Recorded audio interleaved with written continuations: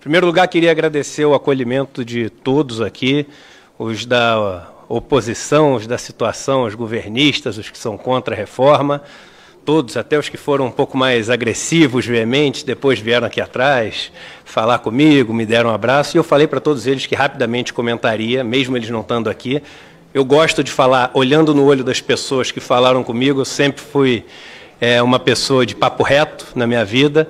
Então, rapidamente, sobre as 4 pessoas que comentaram, um que falou que eu tinha que estudar mais sobre dívida interna, foi isso que eu fiz durante 20 anos da minha vida e que me tornou sócio de 2 bancos, sócio de um e fundador do outro, sócio de um que é o maior banco do país e fundador do outro que é um dos maiores do país. Então, talvez eu tenha que estudar mais, eu sempre acho que tem que estudar mais, mas eu fiz isso durante 20 anos. Ao outro que falou sobre ser racista, o comentário de que a gente tem pouca representatividade dos negros aqui, isso eu falei a pedido de um dos maiores líderes dos movimentos negros do Brasil, do Frei Davi, que pediu que eu falasse isso. E eu acho que uma coisa é você ter eleitores negros e a outra é você sentir na pele o que uma parte da população sente. Um dos maiores congressistas americanos, ele diz o seguinte: eu posso passar a minha vida inteira defendendo o direito dos negros, mas jamais saberei o que um deles passa na pele. Então é a diferença entre simpatia e empatia.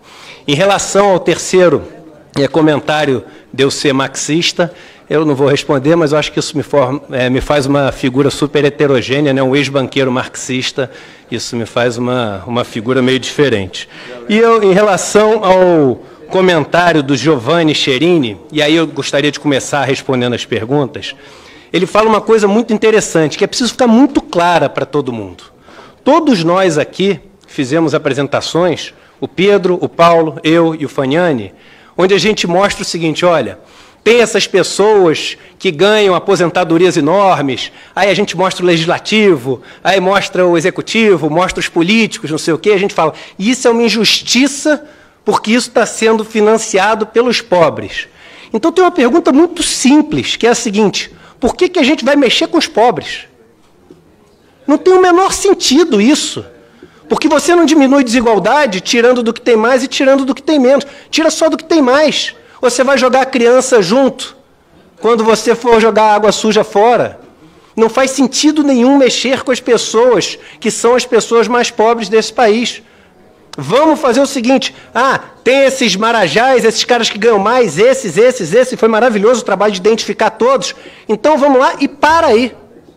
Não precisa ir além um ponto, e se não me engano é um deputado da base governista que falou isso, uma opinião com a qual eu concordo completamente.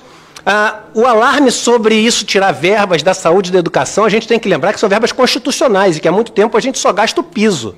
Então elas não estão sob risco se a gente cumprir a Constituição, que é outro ponto importante. Outra coisa é o seguinte: a gente fala que eu gasto, parece que o dinheiro some. Depois que pagou da Previdência, o pessoal rasgou aquelas notas e ele sumiu. O senhor deputado acabou de falar isso.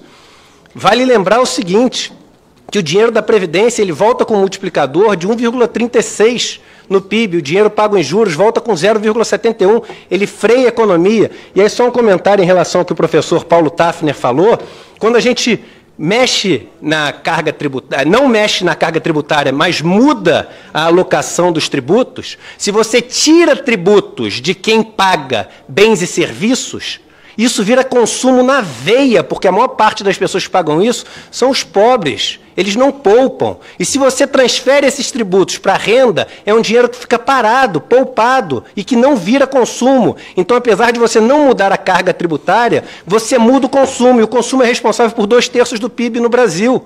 Então, dá sim para fazer diferença sem mudar a carga tributária do Brasil. A gente tem que ficar atento em relação à produtividade, porque o mundo está vivendo uma mudança de produtividade, o Brasil ficou para trás, mas vai mudar agora também, porque as máquinas, os softwares, os algoritmos, os sistemas, eles estão tomando os trabalhos das pessoas, e uma pessoa consegue produzir muito mais.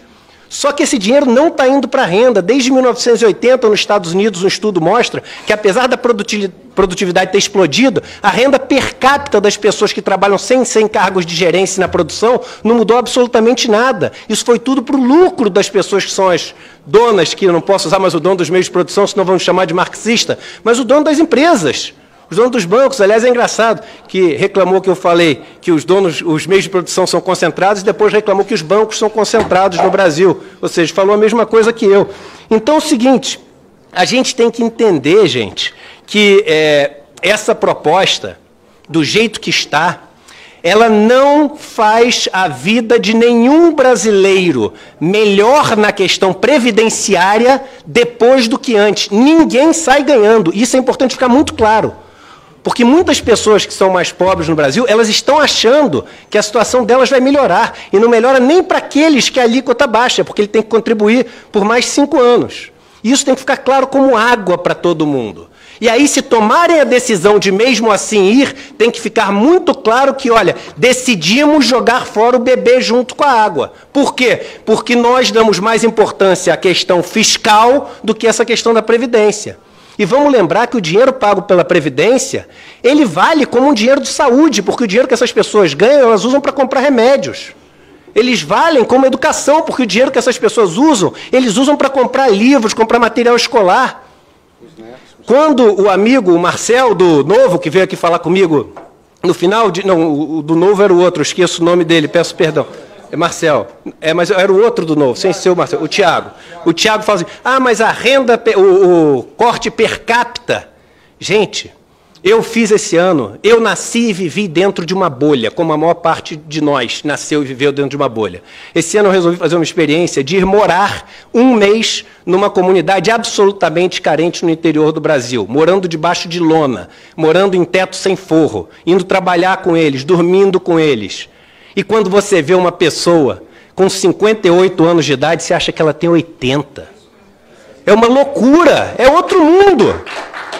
E aí você tem outro ponto que é importante, Frota, eu queria que as pessoas levassem isso de coração, porque eu falo de coração, você não pode comparar os R$100 que você corta do rico com R$100 que você corta do pobre. Existe um conceito em economia que chama-se Decreasing Marginal Utility, ou seja, a utilidade marginal das coisas vai decrescendo. Os primeiros R$100 ele tem valor infinito para uma pessoa pobre. Ele faz a diferença entre viver e morrer, e não faz para uma pessoa rica. Então você não pode comparar a economia de um com a economia do outro, porque qualquer coisa que você tira do pobre faz toda a diferença.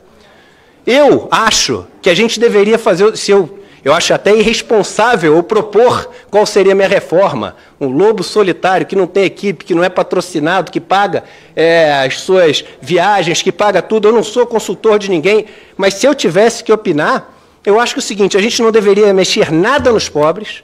Se quer acabar com o tempo de contribuição, ok, mas a gente tem que fazer o seguinte, acaba com o tempo de contribuição, mas faz com que as pessoas que cumpriram os 35 anos... e tem uma média de salário de pelo menos um salário mínimo, que elas possam antecipar.